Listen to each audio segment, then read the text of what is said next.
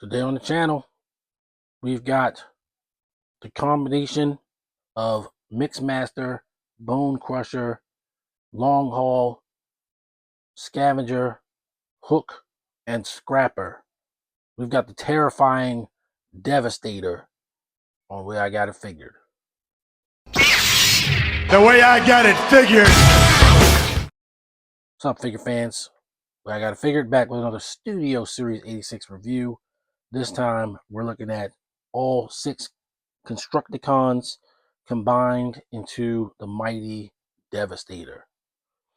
Devastator first came out in 1985 in Series 2 of the Transformers line. And the figure, it's always been, Devastator is one of the Magnificent Seven, so to speak.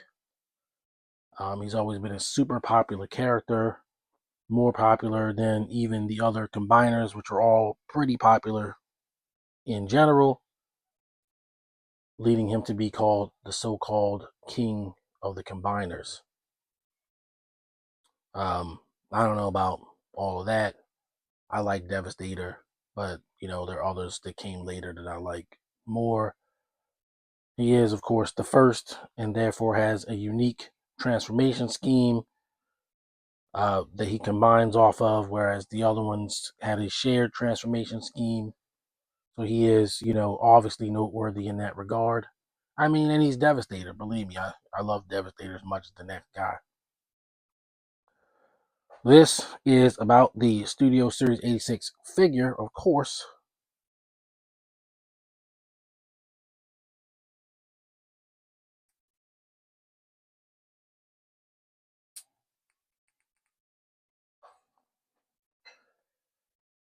And I'm going to give you my impressions, honest impressions of the figure, transformed, and the thought process that it led me into in going ahead and doing it. He is still, in a sense, similar to the Combiner Wars version. There's certain similarities, as we already know from the engineering. He's just updated, of course, smaller and better for sure. With Devastator now, you get a more cohesive transformation, even if it's not something that I don't necessarily want to be doing all the time. But I'll get into that as well. So, he's nice. This is a posable Devastator who can, go tooth and nail with the Autobots or the Dinobots or whatever you want to do. And I think they did a good job with it. It's mostly as advertised. I do have a couple of issues with it, and I'll lay those out. But with the scheme, there's some articulation issues that I'm not 100% pleased with, like the arms, or at least Bonecrusher. You don't get the full arm articulation, whereas you kind of get more on the Scavenger side. And then, as you can see, the gun sits pretty loose in his hand, so it's just got the port here and the port there,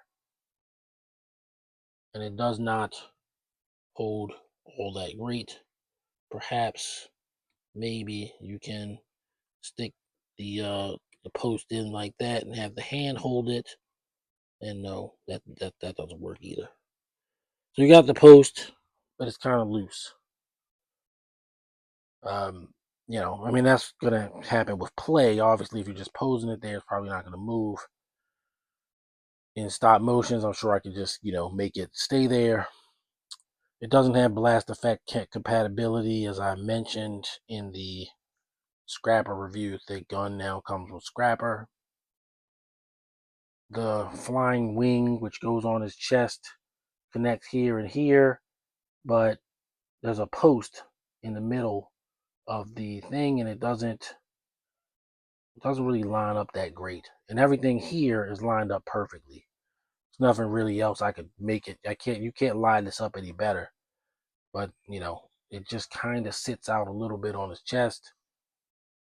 I did not watch MGO or anybody for this, so I am going to watch it to see if I can make this fit better, because that just bothers me. It doesn't fall off or anything, as the Combiner Wars one would kind of do.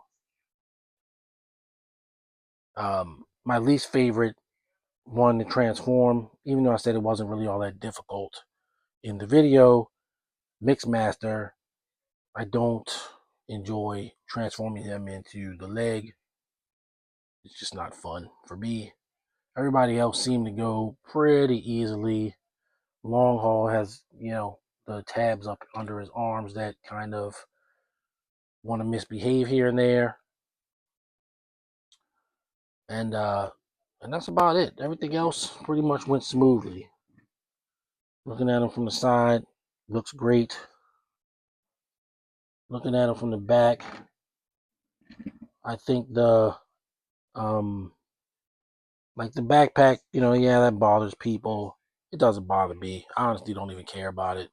I saw where people have figured out a way to remove certain things, or maybe they took Long Haul apart or something to just take that whole back part off.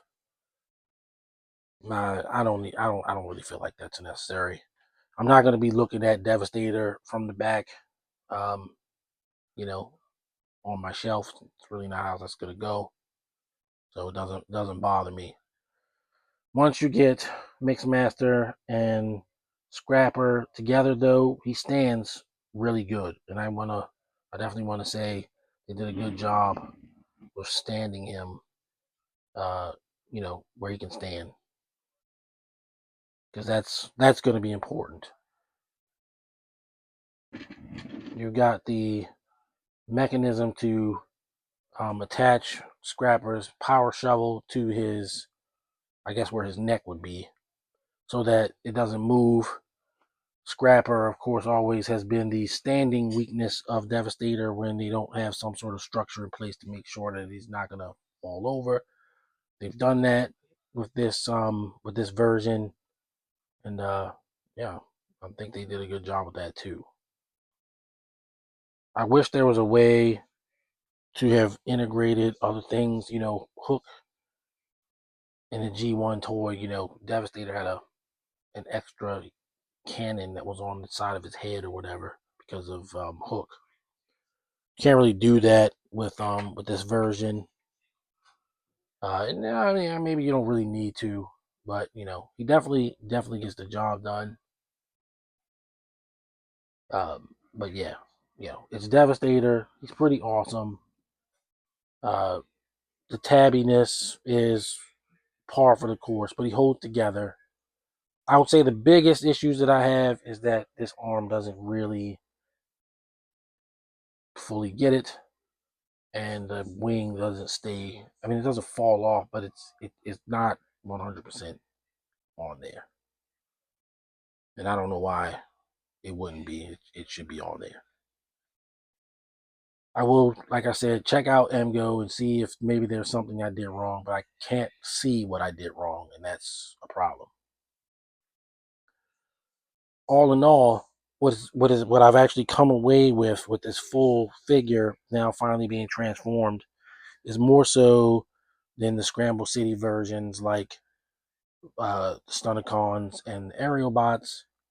I really feel like to get the best out of these figures, you almost got to buy them twice. You got to have these guys loose, separate and loose as well as combined, because I don't know, it's not a fun process, especially with Mixmaster. It's probably really Mixmaster that makes me feel like I have to have two.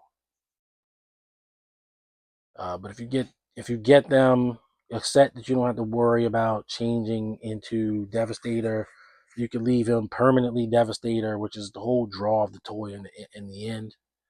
And yeah, as a toy, it holds up well. It's good. It's better than the Combiner Wars version. It's not as floppy. You can actually manipulate it. It holds together. It's very tight, not loose, and it looks great. You just standing there, it looks great. So even if you don't do anything with it, you stand your guys on a shelf like most Transformers fans probably do. He looks awesome. Yeah, the size, of course, you know, when you go back and think about how big the Combiner Wars Devastator was, and when you put him up against other Transformers, the size, of course, maybe he's a little short. Maybe he's a little bit short. Or maybe some other figures are a little bit big. I don't know. You know, we can look at it both ways. So what we'll do next is get some other figures to compare him with. Be right back.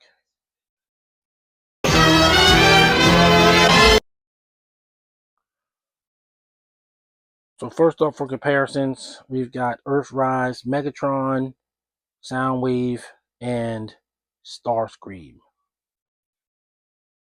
And you know, at least on the show, that's about the correct height for these guys against Devastator.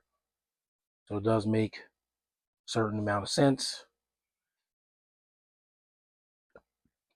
They look good. They look about right next to him. Next up, we've got Legacy Menasor.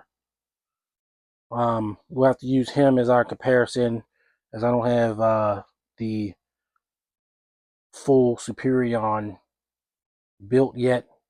I do have Skydive and Fireflight on deck, but they got to get their reviews. But you know, Menasor is the exact same height as Superion, so you're going to get the picture there. Devastator still a little bit taller than those guys, even if Menasor's legs weren't slightly bent. Next up, we've got Studio Series 86 Grimlock with his swoop supplied Energo sword. And Grimlock's a big boy.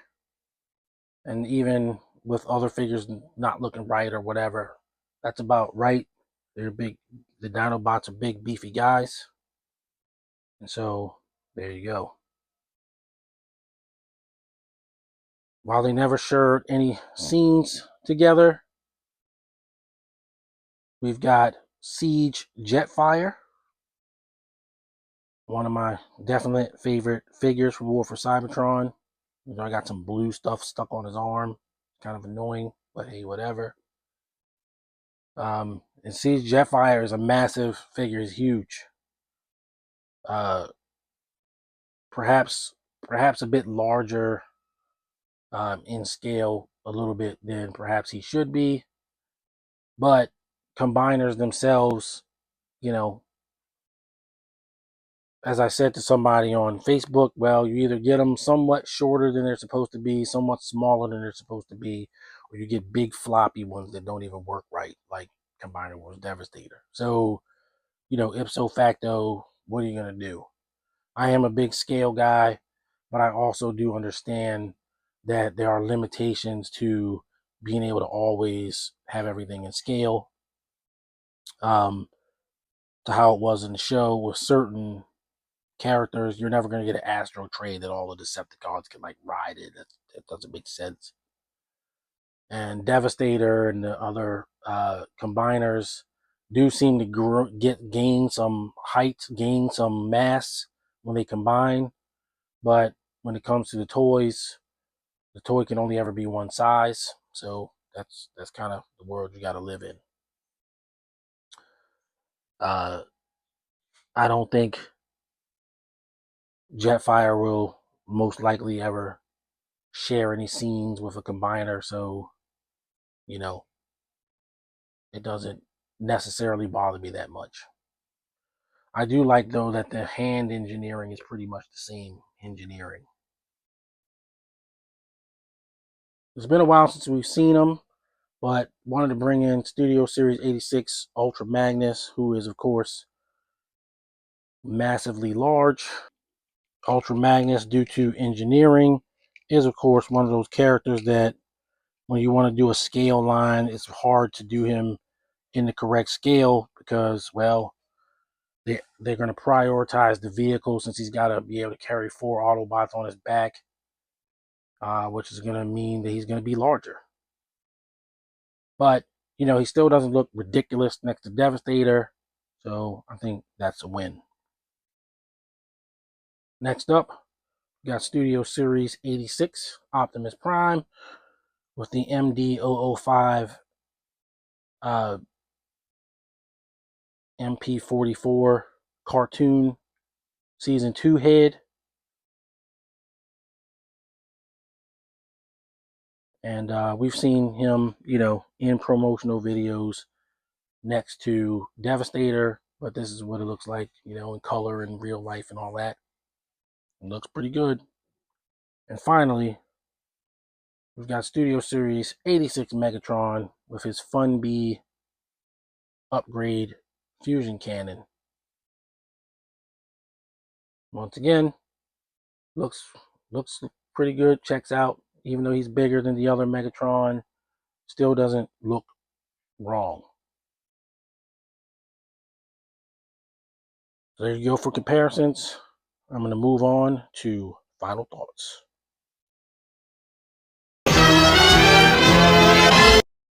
Final thoughts on Transformers Studio Series 86 Devastator. All 5 Constructicons combined into one massive super warrior. I think at the end of the day, it's as advertised. Like every Transformers figures, there's some foibles and quirks with it that, maybe you don't like or whatever. But overall, it's a pretty cool combiner. I don't know. I probably like the skeletal system a tad bit better. Superion, pretty great, as you'll soon be seeing on the channel. But Devastator is not terrible in any regard. I think overall, I can give him a way I got to figure rank of 9.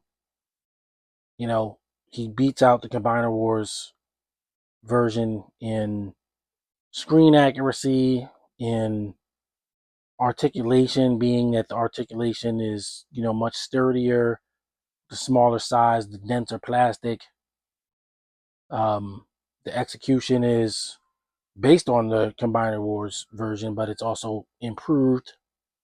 But I wouldn't call it a 10 figure in any other way than that you must have it if you're, G1 Transformers collector.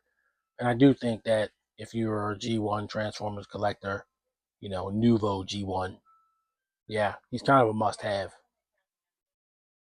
For me, I think I'm going to have to buy another set to have the Constructicons be separate, which seems like a colossal amount of money to spend. About $210 retail before tax if you were to get them all again.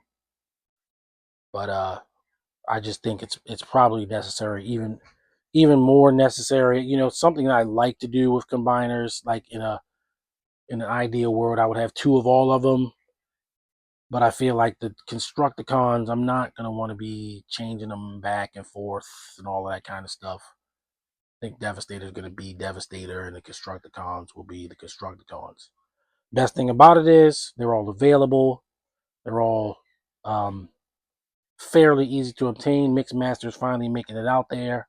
As I said in my video, I got him from Amazon, and then the same day that he hadn't even showed up to my locker yet, I went to a store and he was there.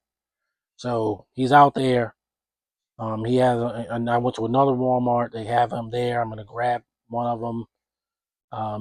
He'll probably be the first one that I get the second copy of. So yeah, that's gonna be that. So those are my thoughts. Certainly love to hear yours. Let me know in the comments, how do you feel about this figure? Have you completed it? And if you have, what's your experience? If you've done something different with the flying wing to get that working the way you need it to work, let me know. I'm not, an island. I'm not perfect. I might be doing something wrong. Like I said, I am going to go watch that MGO video to confirm my suspicions or fix the problem. And if there is a fix, I'll certainly, show it in another video. All right, that's going to do it for this one. Thanks everybody for watching me ramble my way through this Devastator video. We got more Transformers to come. We'll be returning to the Age of the Primes very shortly. So please stay tuned for that. If you're new to the channel, please like and subscribe. We are still trying to grow our imprint in the action figure space. Transformers is a beloved franchise, and if you want to see more Transformers, this is definitely one of the places to stop. All right, guys, that's going to do it for this one. Until next time, everybody stay safe, happy collecting. See you on the next video. Peace. The way I got it figured.